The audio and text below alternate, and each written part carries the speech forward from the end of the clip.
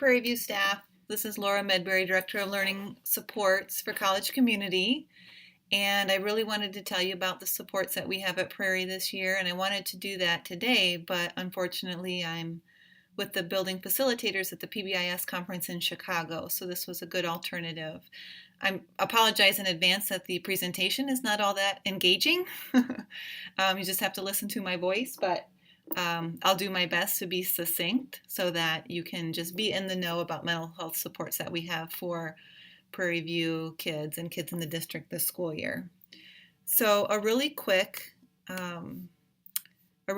quick background on the history of mental health supports at College Community.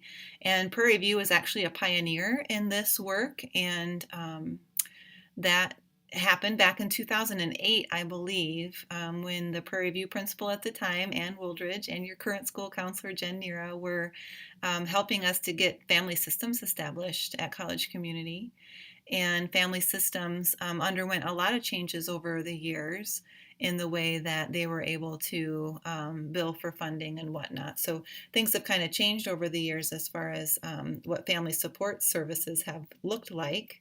But over the last year, the 17-18 school year, we knew that we would be in a position to look at mental health supports more comprehensively at Prairie in the years to come, and to figure out what exactly we wanted to do in terms of continuing with family systems or partnering with another agency. And so you would remember last year, Prairie Crest and Prairie View were part of a pilot project where we partnered with Tanager School-Based Therapy, and we're happy with the support that we received from Tanager, and so decided at that time to move forward with Tanager in all of our school district or in all of our school district schools for this school year, and to discontinue family systems. We are really very thankful for the partnership we had with family systems, though, that we had since 2008. So what we're looking at in the year to come and in future years is really, as this slide says, a diversification of services. So we are going to have support with Tanager School-Based Therapy at every school. I'll talk about that in a minute. Mercy Urgent Mental Health Care is another partnership we'll have this year. Okerberg and Associates, Foundation 2 JFAST, and then of course we still have other local providers in the Cedar Rapids area that help us out with our students' mental health needs. So just really quickly to overview Tanager School-Based Therapy, and because Prairie View has been a leader in this is information that some of you may already be very, very well aware of. But what we can expect with Tanager School-Based Therapy services for teachers and staff would be monthly communication from the Tanager School-Based Therapist to key leaders in the building that provides updates on the treatment outcomes for students, kind of how therapy is going, how that rapport and relationship building is going.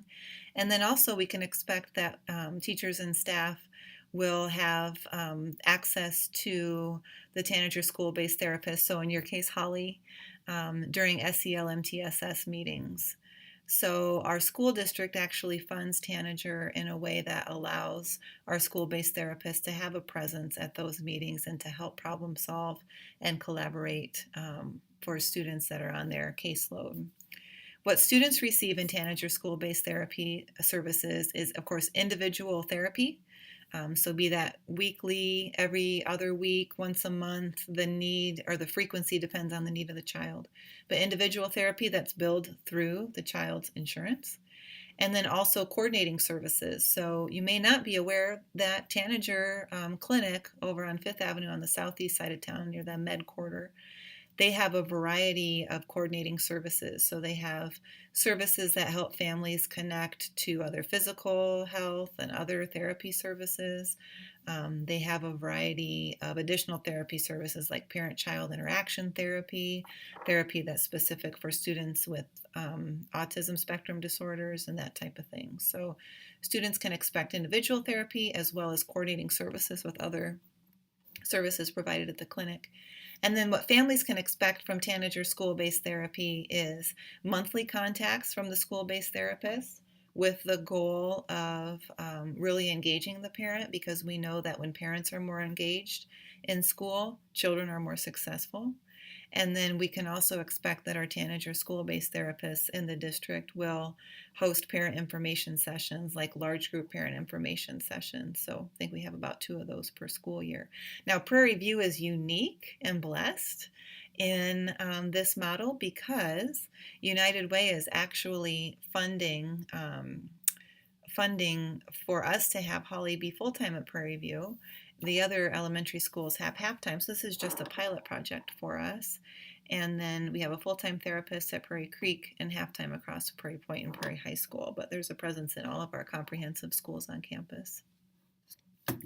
Another partnership that we're starting this school year is with Mercy Urgent Mental Health Care. This is ideally for kids in grades 3 and older. This is a service that ideally for kids is short term, in that they employ a solution focused approach. And here would be a scenario. So let's say you have a 4th grade student who loses a beloved pet, or whose parents are going to get divorced, something that is a potentially somewhat traumatic for the child, and they might need help kind of working their way through, but it's not the case that they need long-term therapy. And so in the Mercy Urgent Mental Health Care model, a mental health screening will be done at the Mercy Urgent Mental Health Care clinic, not at school, but at the clinic. And then the clinician will follow up with 2 to 3 appointments with the goal of helping the student become more self-extending in their process. So like teaching them coping skills and that type of thing, so that they don't need long-term therapy, but their family does need a way to help the child kind of cope with this unfortunate event that occurred. The really great thing about this, really 2 things that are really great about this. One is that the assessment and services are at Mercy Care Prairie Creek. So the office just east of the Kirkwood Hotel, so it's very close to us. And the other thing that's neat about this is that our school counselors can actually do the scheduling for the families. So if a parent came in to see Jen and was really concerned, and Jen felt like this was a good Mercy Urgent Mental Health Care was a good match for the particular situation, she could log on and see when the next available appointment is. And so we have a really nice turnaround time where the parents are working with the school counselor to make that appointment, which can be a little less intimidating for some families. So one thing that I want to mention is that all of these services are available for kids in our district. Our school counselors really are the experts in helping families route to the appropriate service. So there's nothing here that you need to, nothing that you'll be expected to act upon. I'm just sharing this with you so that you have an awareness of the variety of supports that are available. The school counselor, so Jen Nira for Prairie View, she will be the one that really has the expertise in how to help families navigate what is available and route them accordingly. Okerberg and Associates is another partnership that we have. This school service is very similar to Family Systems. This is at Prairie Point, Prairie High School, and Prairie Delta, and not at the elementaries or at Prairie Creek. But I wanted you to just know that Okerberg and Associates is another organization that we're partnering with in order to have yet another safety net for kids. So their therapy services are co-located. By that means that they occur at school, but there isn't that same level of collaboration that will occur across the therapist and the school team like we see in Tanager. So our school district doesn't pay any additional service for that, no additional fee. All of the students that are seen by Okerberg and Associates therapists, that's billed through their regular insurance. But that's an option for kids Prairie Point, Prairie High School, and Prairie Delta. Foundation 2 JFAS, that's a service that's been around in our district for a while. We do have a protocol that we follow to access JFAS support, but JFAS support is like the school version of mobile crisis outreach. So in Cedar Rapids and surrounding counties, we have a wonderful service called Mobile Crisis Outreach, where a parent, you could call as a parent actually, or a concerned neighbor if you had a person that you were interacting with and you were concerned about their well-being or their safety. Perhaps their communicating to you thoughts of suicide, or you've noticed some self-harming behavior or something like that, you can call Mobile Crisis Outreach. They'll send out 2 master's level mental health care workers to your home and help you kind of navigate how serious the concern is, what to do next, and whatnot. So JFAST is the school counterpart to that. So if we call JFAST, they send 2 mobile crisis outreach personnel to our school, and they help the school team and the parents determine what to do next. This is for kids who need help immediately. So kids that come to you and they say, Mrs. So-and-so, I feel like when I go home, I'm not safe. I don't really feel like I want to live anymore. You might have an elementary child communicate that to you. Of course, you would immediately talk with your school counselor, your school principal, and they might decide that JFAST is the step to take, the appropriate route, in addition to contacting families. So JFAST is in place for us for next school year. And then finally, we have other local clinics in Cedar Rapids. So I call around to those clinics from time to time and just get a handle on what service, if they're have the same level of service that they've always had. Like, do they still do medication management? Do they still have therapy slots open? Who has availability? What the turnaround time is? How flexible their scheduling is? Some therapists in town will see kids on Saturdays and evening appointments. And so I just call around and update a list that I keep that school counselors and everyone actually has access to it.